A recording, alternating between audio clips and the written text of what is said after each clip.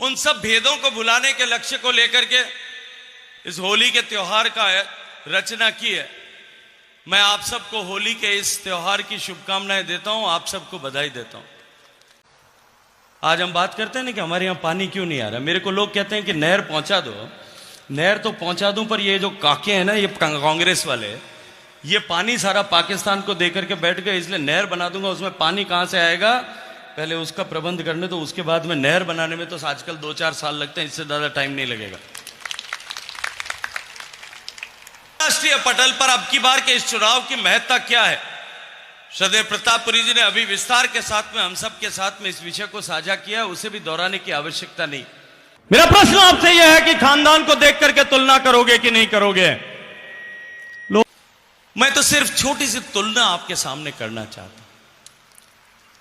आपे गुलाब साहब कोई टाबर देवा, ओ गुलाब साहब आपे टाबर देवा से ना घर गणानो जोवा कि नहीं जोवा, आप बताओ। मैं तो वे आप लोग सब बिरा जाओ, घर घरानो जोवा कि नहीं जोवा, आप देखा कि नहीं देखा? कि घर केड़ो मैं तो देखा कि नहीं देखा?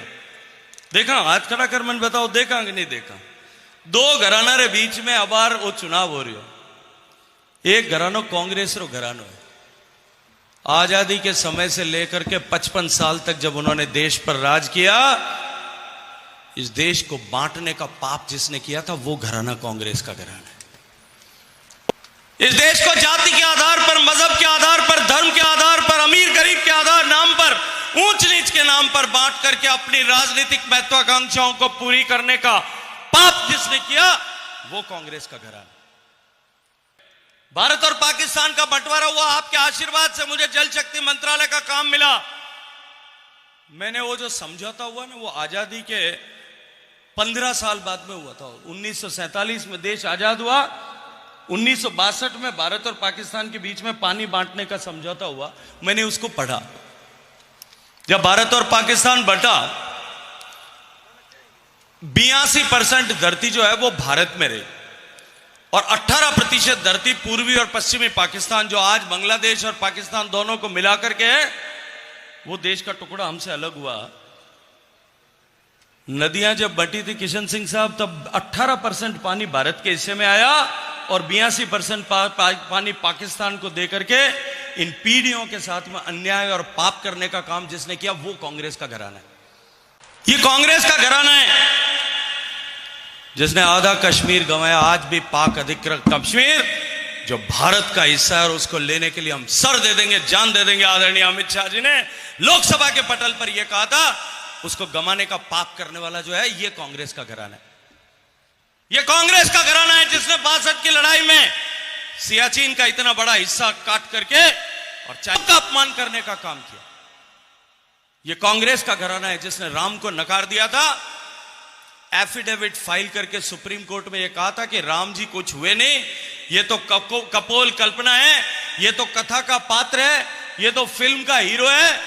ये सुप्रीम कोर्ट में एफिडेविट फाइल करके जिन लोगों ने राम को नकारने का महापाप किया, ये कांग्रेस का घराना है। ये कांग्रेस का घराना है जिसने देश में भ्रष्टाचार का इंस्टीट्यूशनलाइजेशन किया, संस्थागतकरण किया।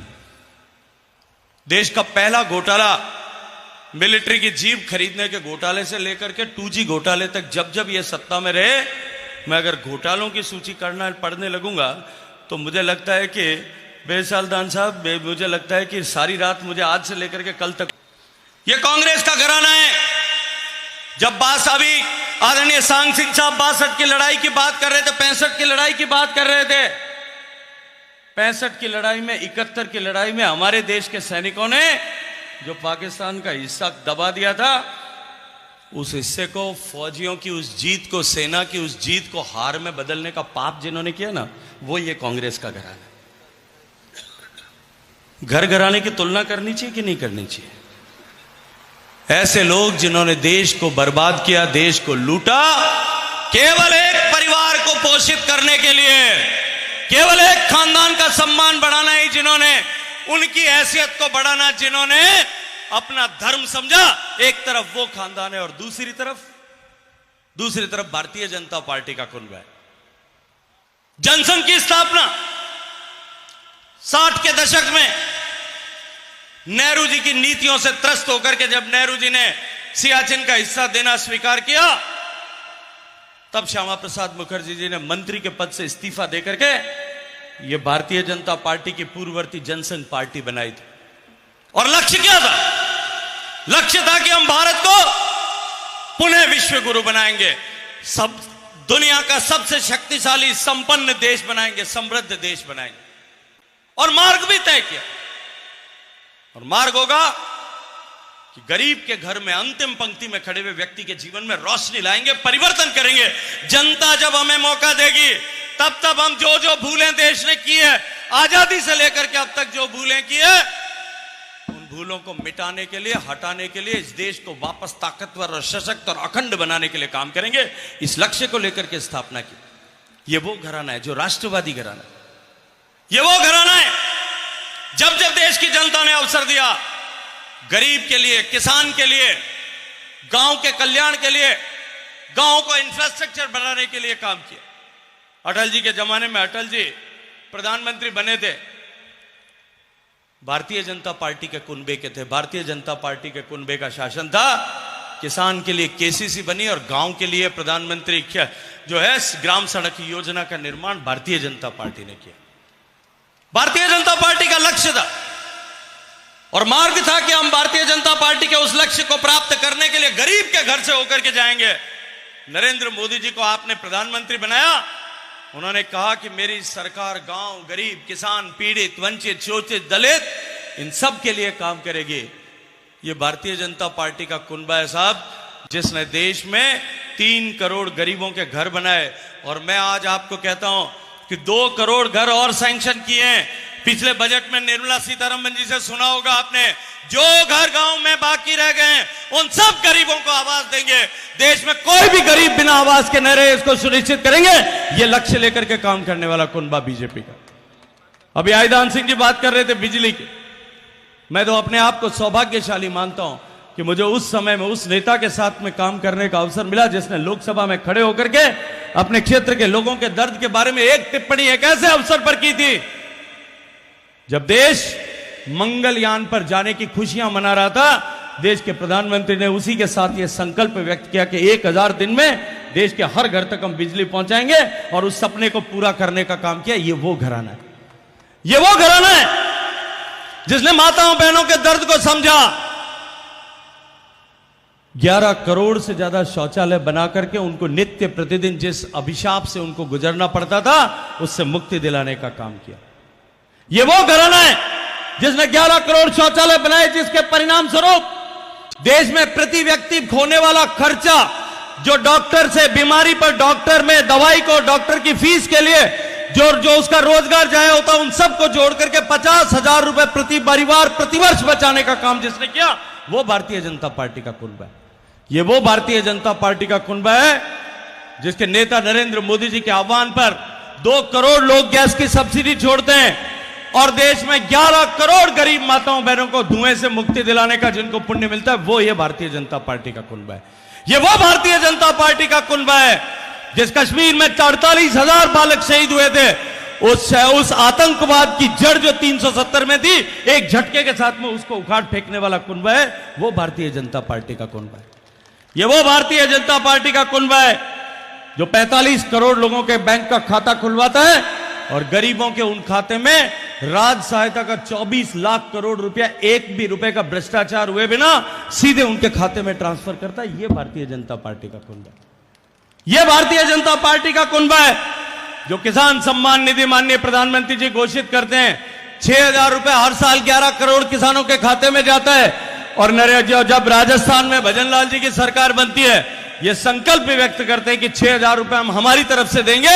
इस वर्ष के खाते में 2,000 रुपए और जोड़ करके आपके किसान सम्मान निधि को 8,000 करोड़ रुपए करने का काम करता है। यह वो भारतीय जनता पार्टी का कुनबा है जो ये कहता है कि हम पेट्रोल डीजल की प्राइस कम करेंगे, प्राइस कम करता है। ये वो भारतीय जनता पार्टी का कुनबा है जो कहता है 450 रुपए में सिलेंडर देंगे, 450 रुपए में सिलेंडर देना तय कर देता है। ये वो भारतीय जनता पार्टी का कुनबा है जो देश में, दुनिया में संकट आया, रशिया और यूक्रेन के बीच में युद्ध हो गया, युद्ध के कारण से खाद की कीमत बढ़ गई, पूरी दुनिया में 3 गुना हो गए। 2.5 लाख करोड़ रुपए राज के खर्चे से करके किसान पर एक पैसे भी बोझ नहीं बढ़ने देता, वो भारतीय जनता पार्टी का कुनबा है। ये भारतीय जनता पार्टी का कुनबा है जो 80 करोड़ लोगों को आयुष्मान की सुरक्षा देता है।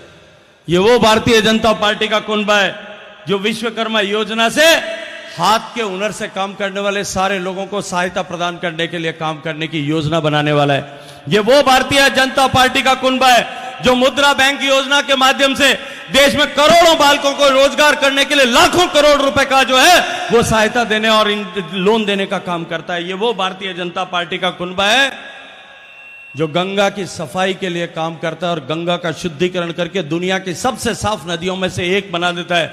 ये वो भारतीय जनता पार्टी का कुनबा है जो देश की 75% आबादी तक पीने का पानी पहुंचा देता है। ये वो भारतीय जनता पार्टी का कुनबा है जो आपके और मेरे सबकी आस्था के प्रतीक मर्यादा पुरुषोत्तम भगवान श्री राम का मंदिर जिसको नकारने का काम इन्होंने किया था, वो भगवान श्री राम का मंदिर बना देता है। ये वो भारतीय जनता पार्टी का कुनबा है जो भुवनेश्वर में भगवान जगन्नाथ का जो है वो कॉरिडोर बनाता है, जो भोपाल में उज्जैन में महाकाल का कॉरिडोर बनाता है। और अभी तो झांकी आई है, मैं आपको कह रहा हूं, अभी तो सिर्फ झांकी आई है, अभी तो ट्रेलर आएगा, उसके बाद में फिल्म तो आनी बाकी है, अभी पता नहीं क्या क्या होने वाला है। ये वो भारतीय जनता पार्टी का कुनबा है जो अबू धाबी में जाकर के, जहां भगवान का नाम लेना भी अपराध था, वहां दुनिया का सबसे बड़ा मंदिर जिसकी ताकत पर बन जाता है। ये वो भारतीय जनता पार्टी का कुनबा। मेरे विपक्षी प्रत्याशी कहते हैं कि बींद को देखते हो, कुनबे को देखते हो। मैं आपसे पूछना चाहता हूं कि आप खानदान को देखोगे और तुलना करोगे कि नहीं करोगे? वो कहते हैं कि जो है एमपी साहब ने काम नहीं किया। इस जोधपुर लोकसभा क्षेत्र के पोखरण विधानसभा क्षेत्र का एक बार रिकॉर्ड उठा करके देखिएगा। मुझसे पहले भी कई सांसद हुए होंगे, मैं तो 16वें नंबर पे आया था, उससे पहले 15 आए थे। कितने गरीबों के घर बने थे, कितनी हाईवे सड़कें बनी थी, रेल की लाइन का इलेक्ट्रिफिकेशन पहले हुआ था क्या? आपके गरीबों के घर में शौचालय बने थे क्या? गैस का चूल्हा बना था क्या?